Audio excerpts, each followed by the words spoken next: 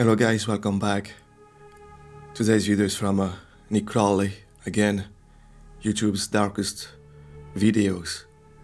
So guys, don't forget to subscribe, to like, to comment below. We are doing a series of the YouTube's darkest videos. This is part 6, I did part 7, go watch it. And please guys, show me some love. Subscribe to the channel, like, comment below. I'm here. Let's talk, let's exchange point of views, let's grow the channel. This is 2025, I need some love. Show me some love. Let's jump in, guys. Make Halloween fun with one-stop shopping. The sharper you want your memories, the more you need Kodak. How much further will it take to stop? 1 foot, 2 feet, 3 feet. Everything you need for Halloween fun, now at Walgreens. 4 feet, 5 feet. It's the night he came home. 14 feet. Oh shit. 15 feet. Cigar 2, I'm at the corner. Chapter 1, Joyride. Okay. August 4th, 2021, a New Jersey police officer named John Nunez pulls over a speeding car in the township of North Bergen at 1:49 in the morning. Inside the vehicle was a 27-year-old passenger named Alexis Rodriguez, who was accompanied by the driver, 24-year-old Luis Fernando Ceballos, whom the officer had witnessed driving down a heavily populated street going well over 100 miles per hour. You can shut the car off and give me your license, registration, and insurance. The reason for the years. That kid was speeding so fast, you almost hit him. I know he hit in a fight. I know, that's why I stopped him. You almost hit me too. Yeah, that's why I'm stopping you for reckless driving, careless driving, speeding, and the lights you ran, okay? You were doing at least 100 on Kennedy Boulevard. All right, man? You almost struck my car because I was making a right turn. All right? That's too much. Luis's driving was reckless, to say the least, apparently almost striking the officer's car and several others as he sped through town, breaking numerous traffic laws. How to make the right turn? Lights turning yellow and woof. The next light on 66, red. You're probably showing off for the girl, bro. Despite this, Officer Nunez was sympathetic to the pair, as they were young and they were even on their first date. And despite there being grounds for a harsh punishment in a case like this, he made the decision to issue only 3 tickets, assuming that this whole situation would be enough of a learning lesson for Luis to never make the same mistake again. That's a nice cup right there. Very nice. First date? And you're doing that? No. Telling him that I'm sorry, we're on a first date, being here. That's fine, but Sorry. almost killing each other is not the way to start on a first date. Apartment because it just got really carried away. before leaving the couple with some final words of advice. All right, man. Get home safe. Nunez then turns back to his car as the couple drives off to continue their romantic evening elsewhere, hopefully this time in a much safer manner. 16 feet. Oh no. Oh no.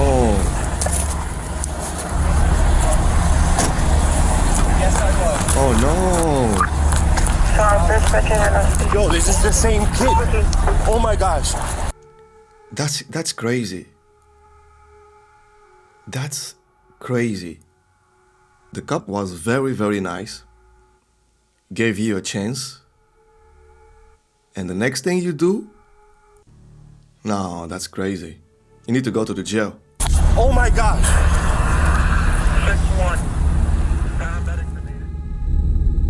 At approximately 2:13 that very same morning, Officer John Nunez would be called to the scene of a nearby accident, only to arrive and discover that the car involved in the wreck was the one that he had just let go, only a mere 10 minutes before. In the vehicle, now destroyed past the point of recognition, were Luis and Alexis, whose bodies were so mangled that just by looking from afar, Officer Nunez immediately knew that the crash had been fatal. We're gonna need a crash team, sir. Crash team, we need a crash team. That's the same car I just had. Fatal. Oh my God. Oh my God. They're dead? Yo, that's the same car, bro. That's the same car, man. Oh, they dead. That's the question right there. The realization from the officer is devastating, as over the next 2 hours on the scene, you can hear him try and grapple with the situation, talking to fellow officers and even a paramedic, just trying to make sense of what had happened. That's the same car I just had, Sarge. What happened? That's the same car I just had, man. What did you have? That I stopped him for speeding. Are you okay? Yeah, I'm good. It's just, like, bro, I just told you, slow down, man. Like, You just stopped that car? yeah, just hit him off with three. Like, Oh, that was the same car? yeah, I told them, like, bro, slow down. They're making me get checked out.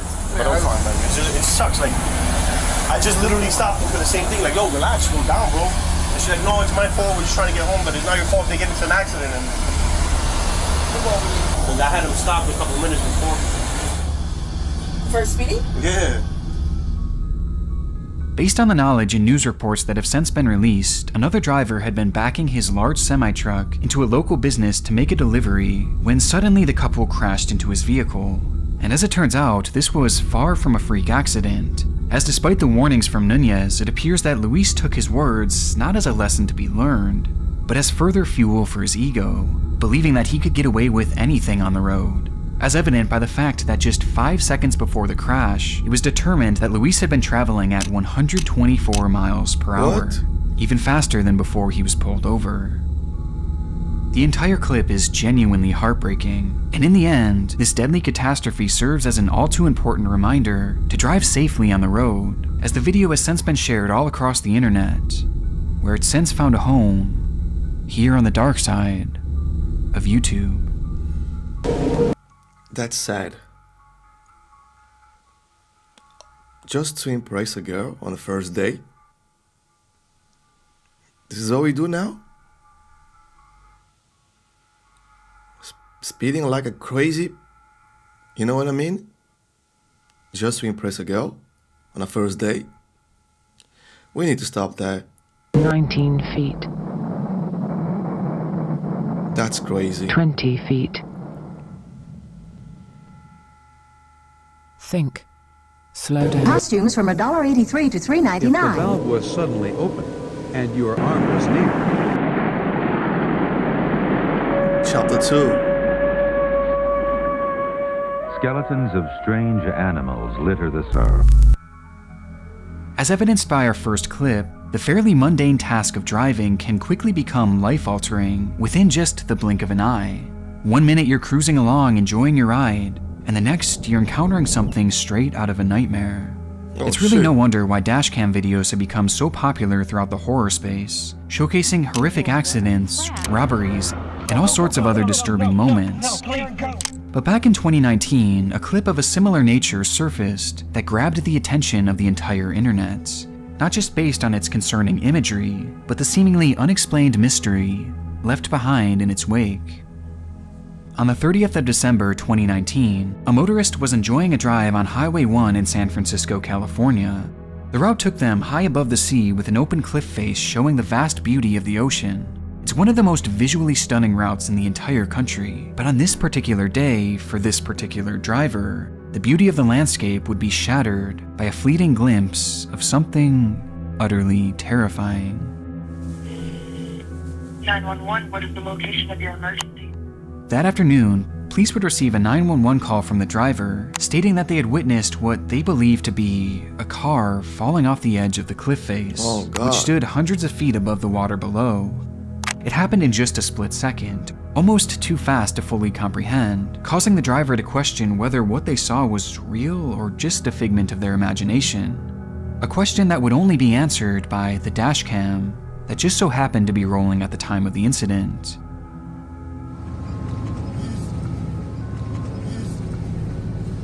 Oh shit.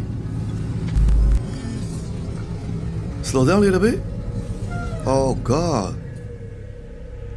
The clip is concise, but it did in fact confirm the driver's account that a car had gone over the edge, as the footage cuts off almost exactly as the vehicle appears to go airborne, where it would have been met with a tragic drop into the rocky ocean below. And perhaps most disturbing of all is the speed at which the car was traveling, as it appears as if the brakes were never so much as touched. Within just minutes of the call, rescuers were already arriving on scene, where they would discover tire tracks in the sandy dirt leading right off the edge of the cliff, perhaps an unsurprising indication that the car had actually gone over. But what was surprising was something that happened to be missing from the scene entirely, as when they looked down into the water below, there was no vehicle. Immediately, crews scoured the scene in rescue boats, combing the area in the hopes that somehow the driver could still be alive, and yet they found nothing. No sign of a driver. Bro, what in the Fast and Furious is this? That's so scary. And no sign of any vehicle. Despite the area being diligently searched over the following days and weeks, all that would be found were a few car parts that were never even matched to the make and model that appeared to go off the cliff that day. And even stranger, despite that exact type of car being determined from the video, no one came forward to report any friends or family members missing who might have owned the same type of car. And this was a unique vehicle too, a green 2009 Lexus SUV, not really one that you would typically see driving around too often. And yet, despite this video being shared all over the news and across the internet, no one seemed to recognize it, and no missing persons cases were linked to this video, leading to the search being concluded with no definitive proof ever being established that a vehicle had landed in that location, or that anyone had even been involved. It was like it never even happened, as the vehicle had just disappeared as soon as the video ended. The clip immediately became a mystery here on the internet, with theories being thrown all around, ranging from something supernatural having happened, to the car somehow being swept up before investigators had gotten there, perhaps entering the water at the perfect angle to which no debris was left behind. But maybe one of the most compelling theories at the time was the idea that the video itself wasn't even real, with experts even diving into this theory to see if they can find any proof that this was CGI. Yet their investigation found no evidence that this was the case. And despite this footage seemingly making no sense at all, this video was all too real, and was now left completely unexplainable, as the mystery would fall out of headlines and quickly be forgotten. Until the morning of April 29th, 2020. No, what's going on in San Francisco? What's going on in San Francisco?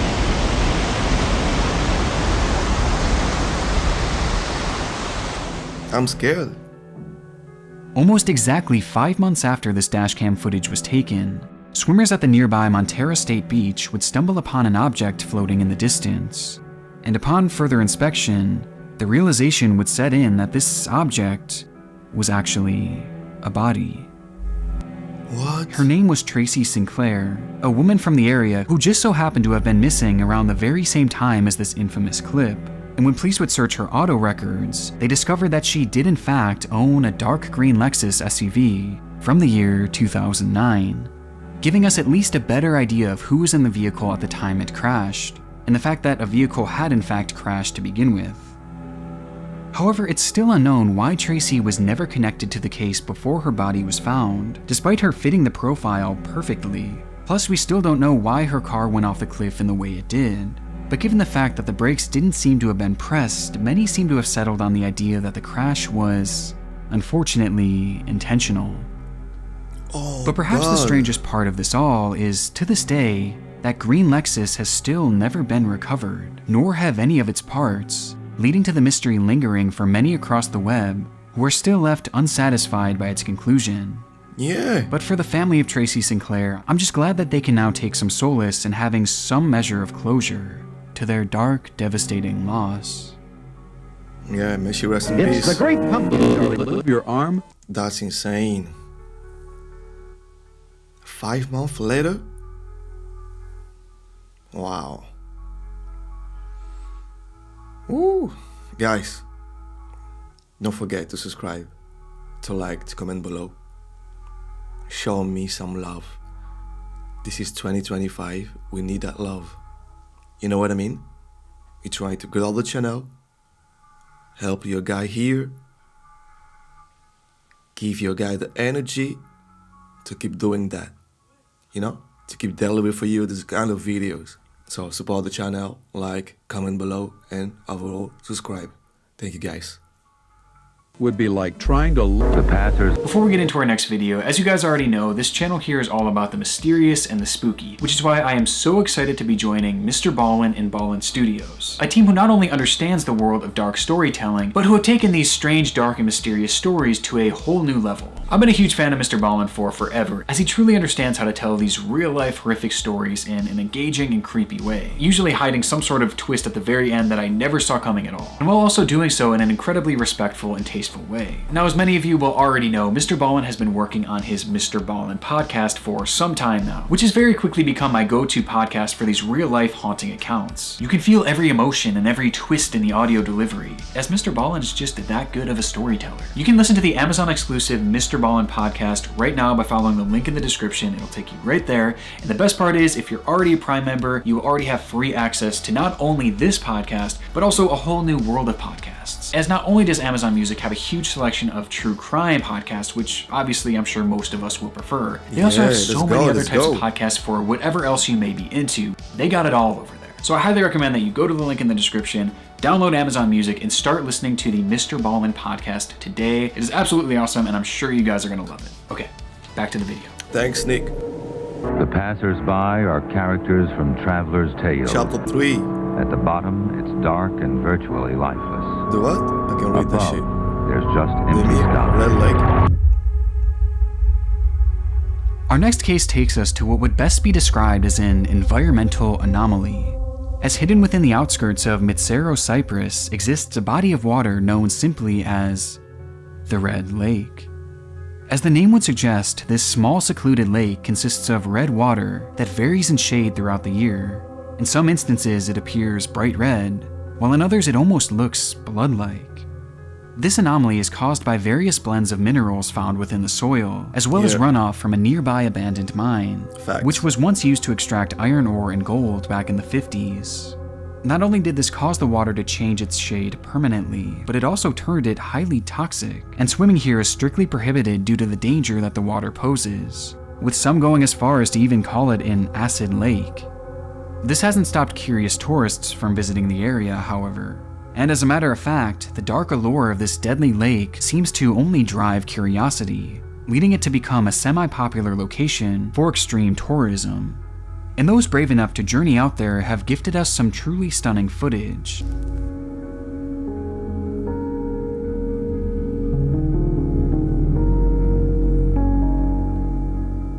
Like this video from YouTuber 2 Wheels 4 Rotors, which shows a stunning overview of this deep red lake from the vantage point of a remote-controlled drone, providing us with a full view of the lake's beauty. But while most choose to view the water from afar, others prefer a closer look, as some have even been brave enough to make the venture down to the shores themselves, with the one video that stands out above the rest belonging to YouTuber Sarah Funk. So I discovered that there is a red lake called Mitsero. It's about 20 kilometers from Nicosia. Most people don't even know it exists. We're gonna go check it out. In 2017, the Why would you do that in the first place? They told you. It's heavily dangerous, toxic. Why would you try to go there? Stay from afar. That's it, it's beautiful. Take picture, record, using a drone. Don't go there, just don't do that. People are crazy sometimes. well-known vlogger and her boyfriend traveled to Cyprus with the goal of making it to the water's edge, documenting the entire adventure and showcasing just how remote the area is, and how difficult it is to access, while giving their commentary on the frightening landscape. This is what like murder episodes are made out of, okay? Because it's always like, a young American couple went on vacation to Cyprus. They went to see a red lake where nobody went, but they figured out why. And like, it just never see us again. It smells so bad here. Yeah. It's like so gross. It just like feels like death, you know what I mean? Eventually, their trek takes them all the way down to the shoreline, where That's the perfect definition of a stupid games, stupid prices. Alright? That's it. Stupid game, stupid price. You guys are crazy. Sarah stands dangerously close, taking a photo of the deep red water. But though both of these videos are interesting in their own unique ways, it would be a stretch to call them dark. And for years upon their release, they really weren't, as it wouldn't be until 2019 when it would be revealed just how disturbing these videos actually were.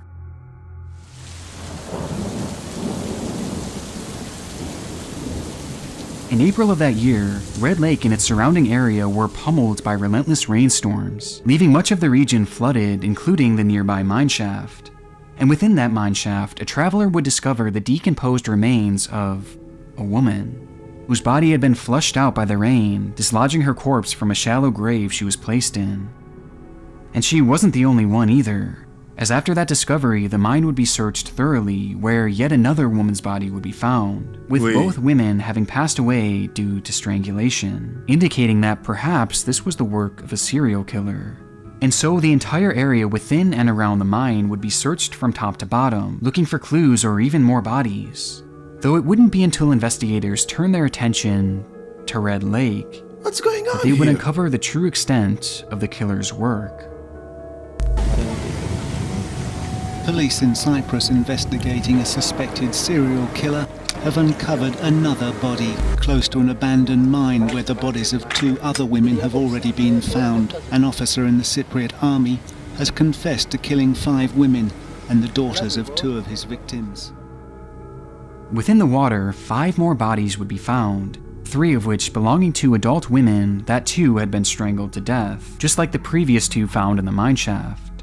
Although disturbingly, the final 2 victims were merely children who belonged to 2 separate of the victims.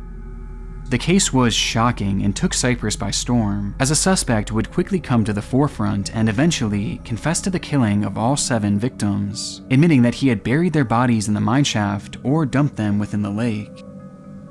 His name was Nikos Metaxas, a military officer who had used a popular dating app to find women in the area before proceeding to strangle each of them.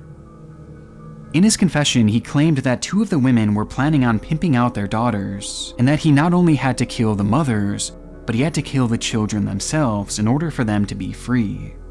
And if these killings could— Yo, what's going on in Greece? What's going on in Greece?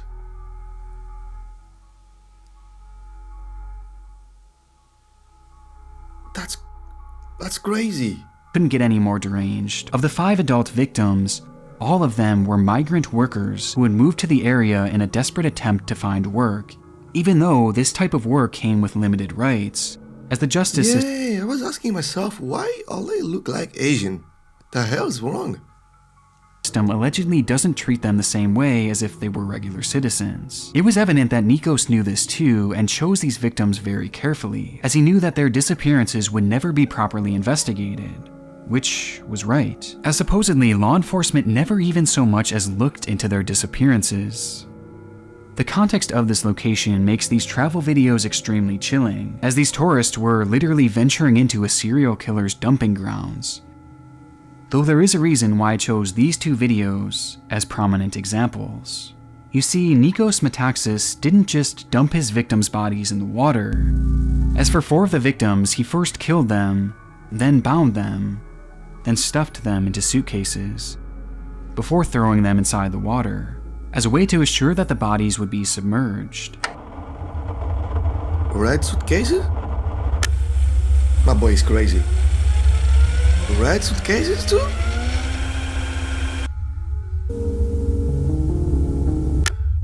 Though years later, one just so happened to wash up to shore, where we can see it from a distance in 2 wheels, 4 rotors video, as his drone flies directly over top of it. Though this isn't nearly as shocking as Sarah Funk's video.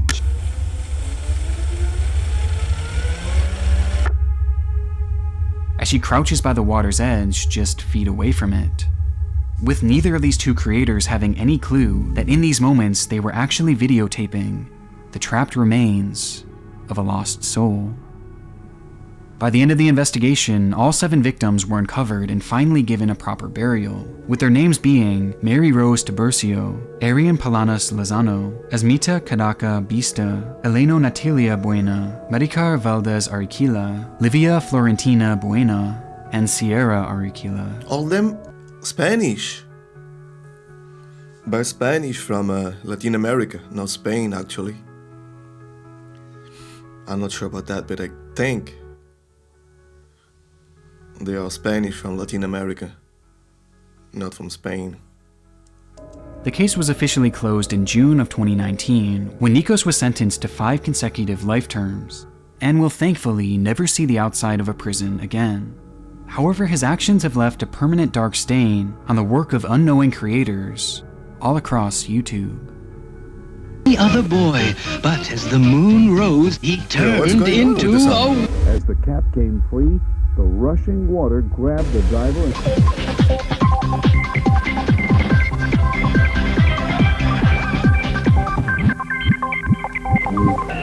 Hallo und guten Tag aus Berlin. Ja, wir haben es tatsächlich auf uns genommen und... It was July 24th, 2010, a day in which seemingly the entire country of Germany was ready to celebrate, as it was time yet again for another long-awaited Love Parade. This music festival had run off and on dating all the way back to 1989, where it's hosted some of the most popular musical acts in all of the world, as well as millions and millions of people. And it had grown to be so popular that during the event in 2008, an unbelievable 1.69 million people had been in attendance for what was essentially one of the largest parties on the entire planet. And the 2010 festival was set to be no different, with event organizers expecting a turnout of millions and millions of people. This amount of people coming together for any event is always going to be a logistical and public safety nightmare.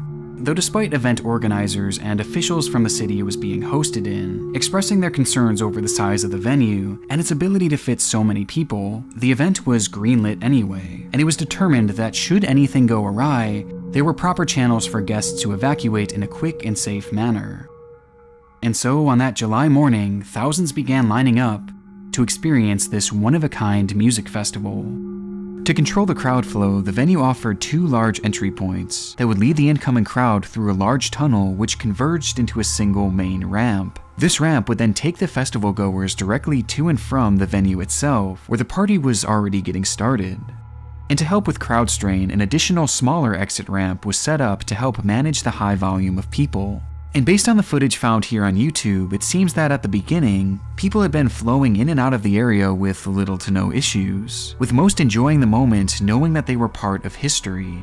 Though very quickly, a problem would arise, as after just a few hours, the venue itself was supposedly filled to capacity. As a result, law enforcement set up a corridor blocking each of the entrances, as well as a third located on the ramp leading into the venue, in an attempt to stop the crowd from entering the festival. Though this didn't stop the crowd from growing outside the main entrances, as after just minutes, hundreds of thousands of people had gathered, each of whom were desperately trying to get in, pushing their way towards the first and second police corridors. This is so dangerous. That is crazy. That's why I don't like crowded places. Because if something goes left, it's over. If something goes left, it's over. I don't like crowded places. As this was happening, the third corridor was also facing immense strain, as hundreds of thousands of people were attempting to leave the venue through that main ramp, meaning that at all 3 barricades stood countless patrons, all attempting to go in converging directions.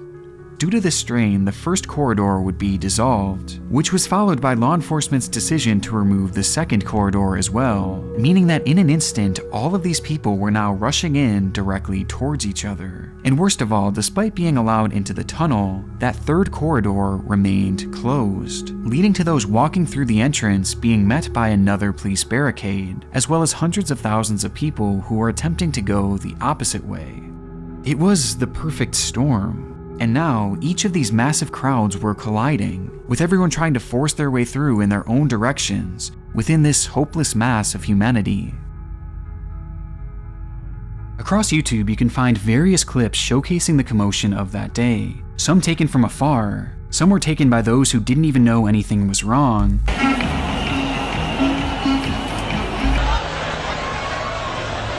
and some taken by those who were trapped in the crowd themselves.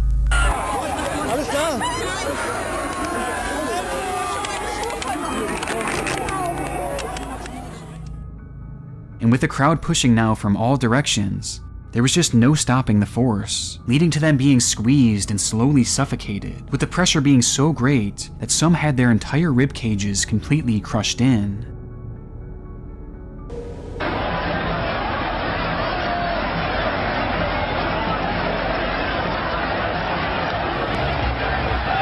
That's crazy.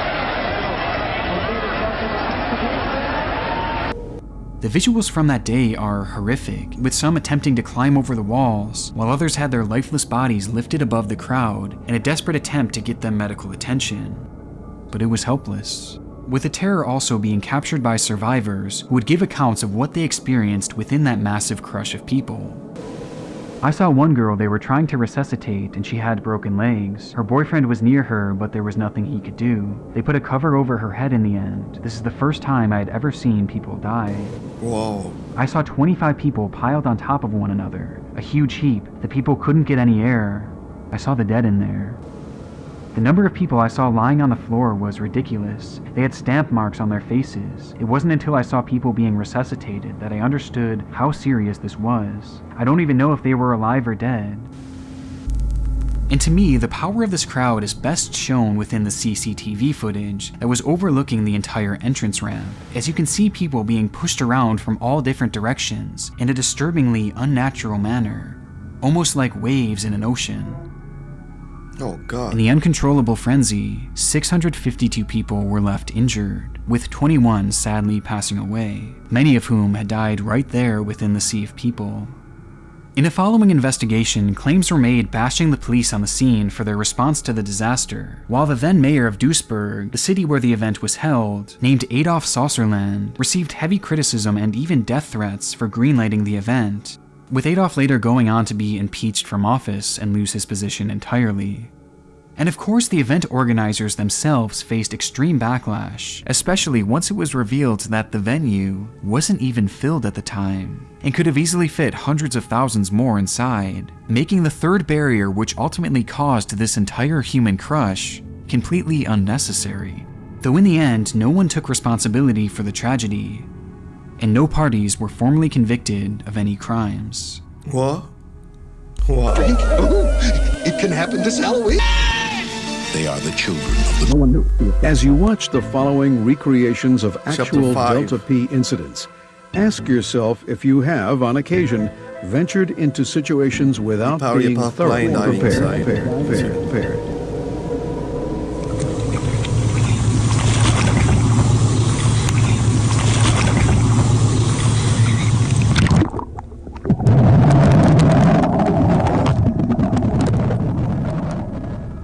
It was the start of a typical day for Kazim Ali, as he dives into the waters off the coast of Trinidad and Tobago, proceeding to swim towards a large structure looming in the murky sea. Kazim was working the unique and highly specialized job of being an underwater welder, tasked with making repairs to a multitude of submerged structures that could only be reached by scuba diving. Kazim was employed by the Paria Fuel Trading Company, who had tasked him and 4 others to perform maintenance on an inactive oil pipeline. This pipeline was incredibly long, going on for 1,200 feet below the water, with its 2 ends coming up to a 90-degree angle and rising up to the surface, with these vertical pipes being coined as risers. The system was initially created so that ships could park at the furthest riser and transport their oil through the pipe and out of the other riser, where it would be collected by Paria.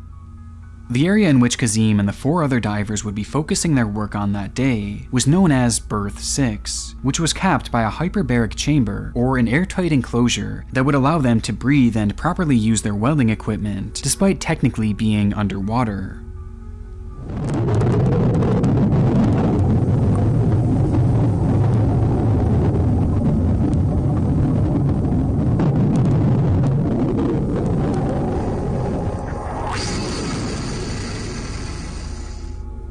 In the video, Kazim approaches the chamber, climbing inside when he's met with his colleagues Faisal Kurban, Rishi Nagasar, Yusuf Henry, and Christopher Boudrim, whom he all considered close friends by this point, sharing a close bond over their unusual profession. Once inside, the crew would remove their scuba gear, as they were now able to breathe the fresh air from the chamber, before going on to start their work on the pipe.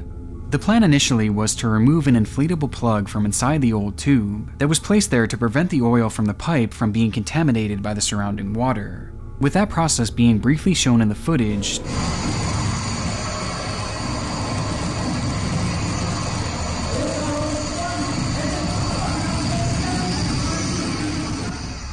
until suddenly,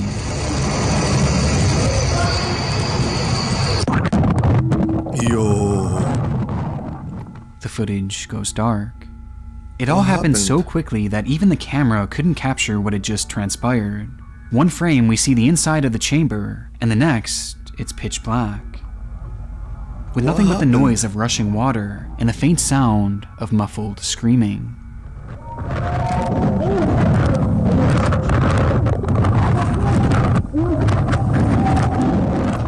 Until finally we hear a voice, revealing in part the extent of the situation that had just unfolded.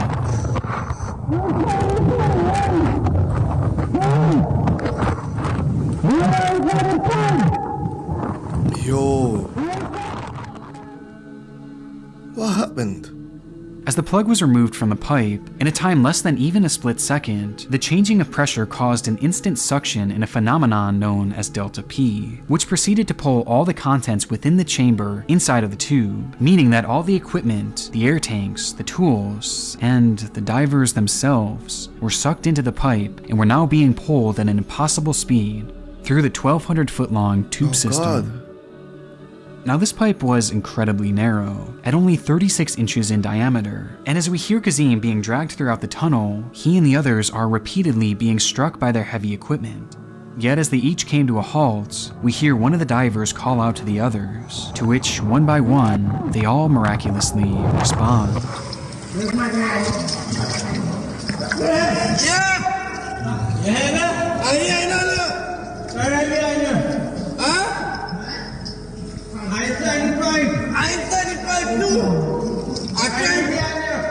I tried to come up.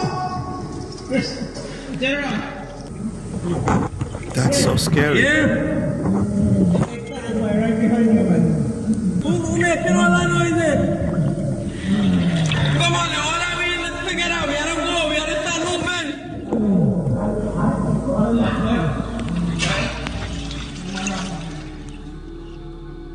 Not only had the five survived the event, but they were all conscious and had managed to stop within an air pocket, meaning that at the right angle they could still breathe. They had somehow survived the nightmare, but had just found themselves in a brand new one. Now lodged deep within the narrow tube, the five men were trapped in complete and total darkness. And on top of this, the pipe was filled with old, slippery oil and water, and the group had no way of knowing where exactly they were. Making the situation even more disturbing, all of the divers were badly beaten up by the debris, with some in significantly worse shape than the others, which became evident as the men try and take stock of the situation. That's so scary. Guys, everything alright with you?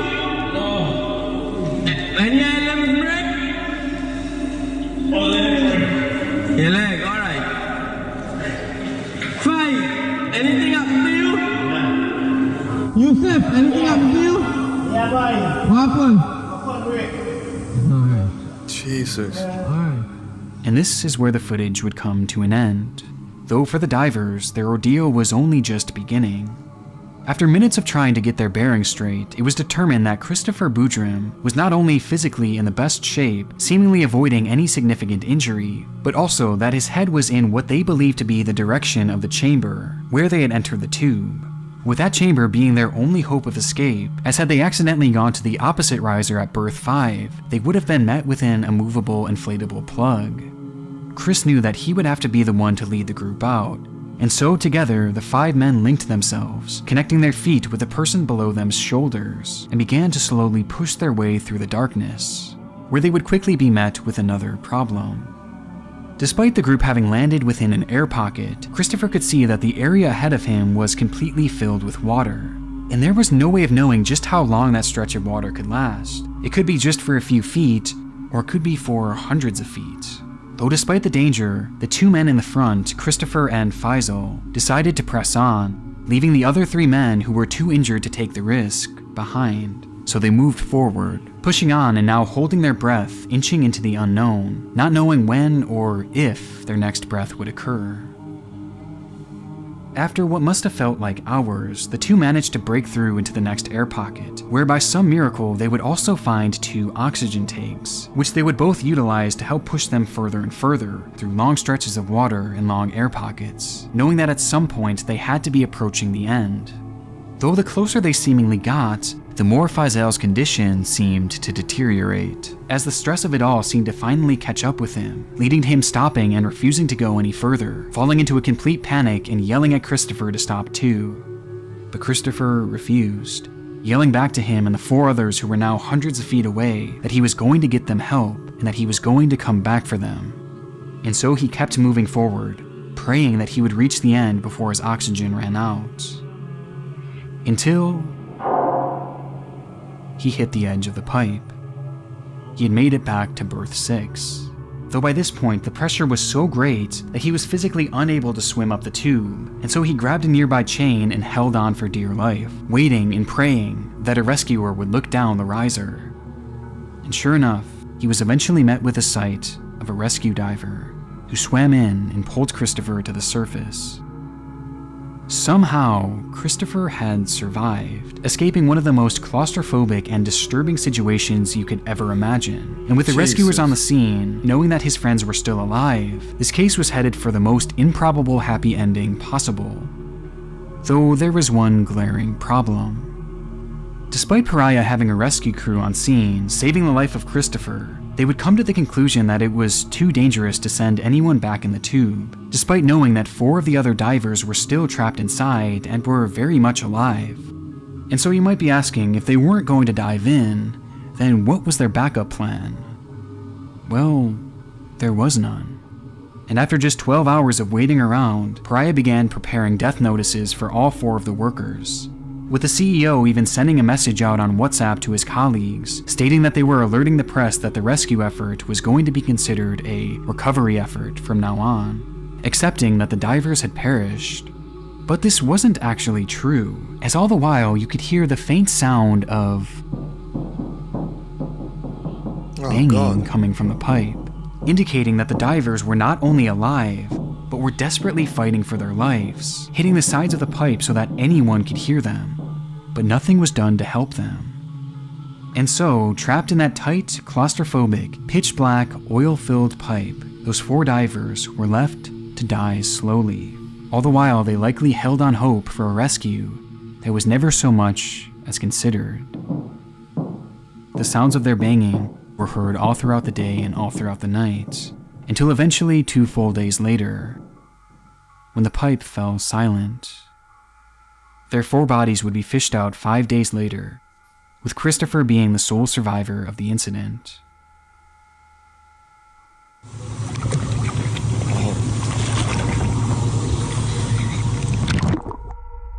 This whole tragedy is by far one of the most disturbing I've ever encountered.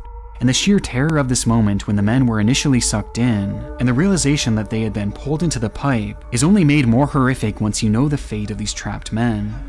The ones who were severely injured never had a chance to begin with, because the company in charge of their safety literally abandoned them. Christopher became so devastated by the lack of action that he himself even attempted to re-enter the pipe in order to rescue his friends. But he was held back and restrained, as it seemed to be Paria's plan all along to just wait for the men to die. In the end, Paria did face legal pushback for the incident itself, as well as the apparent lack of effort in saving the men, though eventually they would be cleared of any wrongdoings. The goal of this video is to make you aware of the potential for differential pressure situations. Because when it's gotcha, it's gotcha. Candies of every kind. Bubblegum, lollipops. A time for children. Parties. Good. Wow. Thanks, Nick, for the video. Yeah, insane. Crazy stuff right there. Crazy stories. Whew. Hey, guys, don't forget to subscribe, to like, to comment below. It helps the channel. It helps the algorithm. You know, I'm trying to grow the channel, so show me some love. And this is a series we are doing series of YouTube's darkest videos. We did part 7, this is part 6, and you're going to do part 5 till part 1. So support the channel, subscribe if you want more of this. Till next time, take care of you and your family. Much love. Peace.